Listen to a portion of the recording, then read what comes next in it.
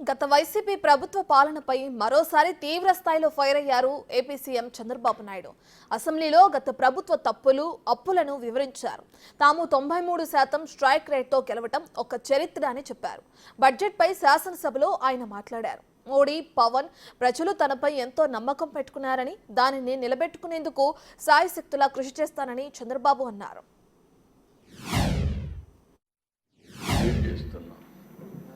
ప్రజలు అర్థం చేసుకున్నారు కాబట్టి 93% స్ట్రైక్ రేట్ ఇచ్చారంటే అది ఒక చరిత్ర. వాళ్ళు అర్థం చేసుకున్నారు. కానీ ఇక్కడికి వచ్చి మేము రివ్యూ చేస్తూ ఉంటే నాకు 4 నెలలు 5 నెలలు పట్టింది. ఒక్కొక్క రివ్యూకి పోతా ఉంటే నమ్మలేని నిజాలు బయట వస్తున్నాయి. మనం అనుకున్న దానికంటే ఎక్కువ విధ్వంసం జరిగింది.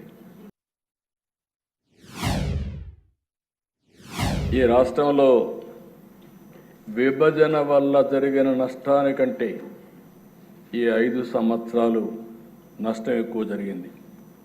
విధ్వంసం, అరాచక, అసమర్థ, చీకటి పాలనలో రాష్ట్రం 30 సంవత్సరాలు వెనక్కి పరిస్థితికి వచ్చింది. చాలామంది నన్ను అడిగారు, చాలామంది మాట్లాడినప్పుడు చెప్పారు,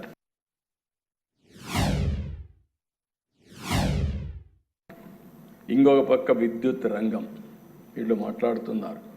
1,29,000 కోట్ల రూపాయల నష్టం వచ్చే పరిస్థితి వచ్చింది. ఒక్క ఉదాహరణ సోలార్ విండ్. ఆ రోజు ఎక్కడికక్కడ అగ్రిమెంట్స్ ఉన్నాయి. అగ్రిమెంట్స్ ఉంటే ఆ అగ్రిమెంట్స్ ప్రకారం తీసుకునే బాధ్యత రాజ్యాంగంగా ప్రభుత్వం పైన ఉంటుంది. కావాలని తీసుకుపోతే కేంద్రం కూడా హెచ్చరించే పరిస్థితికి వచ్చారు. కడాన కరెంటు తీసుకోలేదు. వాళ్ళు ఆ సోలార్ విండ్ ద్వారా వచ్చిన కరెంటు వీళ్ళకి ఇవ్వలేకపోయారు. కడాన కోర్టు మొట్టికాయలేసి వాళ్ళకి ఇవ్వాలంటే 9,000 కోట్ల రూపాయలు ఇచ్చారు. అంటే కరెంటు వాడుకోకుండా 9,000 కోట్ల రూపాయలు వాళ్ళకు బకాయిలు కట్టి, ఏదైతే క్యాపిటల్ పైన క్యాపెక్స్ పైన ఎప్పుడు డబ్బులు ఇవ్వాల్సిన అవసరం ఉంటుంది, ఇచ్చే పరిస్థితికి వచ్చారు. దానిపైన ₹7.25 700 రూపాయలు పెట్టి బయట ఓపెన్ మార్కెట్లో కరెంటు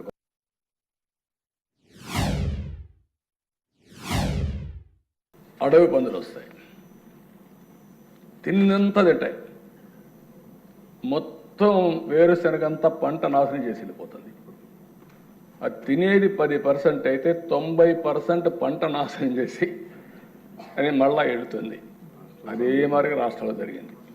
నేను దీంట్లో అది చూసినప్పుడతో నాకు అనిపించేది, అప్పుడు అనేవాడు ఈ అడవి పందులు వస్తాయి జాగ్రత్తగా ఉండండి.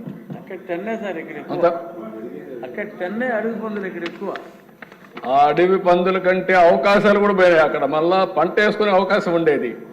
ఇప్పుడు పంట వేసుకోవడానికి కూడా అవకాశం లేని పరిస్థితి. బ్రాండ్ పోయింది. మళ్ళీ మన దగ్గర డబ్బులు లేవు, పెట్టుబడులు పెట్టాలంటే సమస్య. మామూలు కాదు అధ్యక్ష, ఇలాంటి జరిగే పరిస్థితికి వచ్చింది.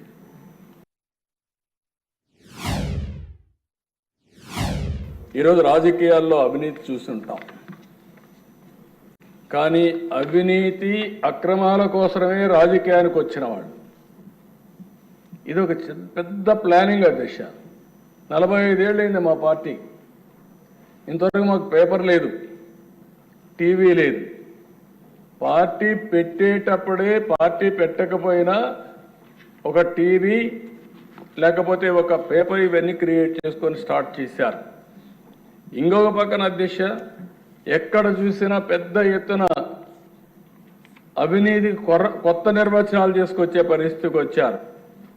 ఇవన్నీ చేసి రాష్ట్రంలో మీరు చూస్తే రైతు బజార్లని, తహసీల్దార్ ఆఫీసుల్ని, కొన్ని హెల్త్ సెంటర్లని తాకట్టు పెట్టారు.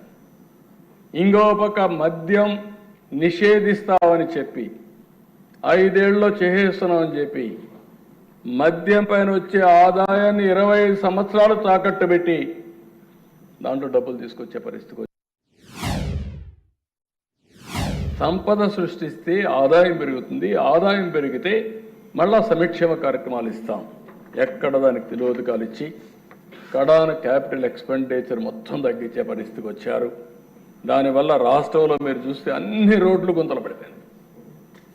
ప్రతి సంవత్సరం వర్షాకాలం వస్తే ఎండాకాలం వస్తే ట్రోలింగ్స్ మొదలు పెట్టేవాళ్ళు, కానీ ఎప్పుడు కూడా ఒక్క రూపాయి ఖర్చు పెట్టకుండా 5 సంవత్సరాలు అదే మరి గడిపే పరిస్థితికి వచ్చారంటే చాలా బాధాకరం అధ్యక్ష. కడాన అధ్యక్ష 9,74,000 కోట్ల రూపాయలకు అప్పులన్నీ కూడా ఇప్పుడు తేలాయి. ఇంకా ఎక్కడెక్కడున్నాయో మాకు తెలియదు.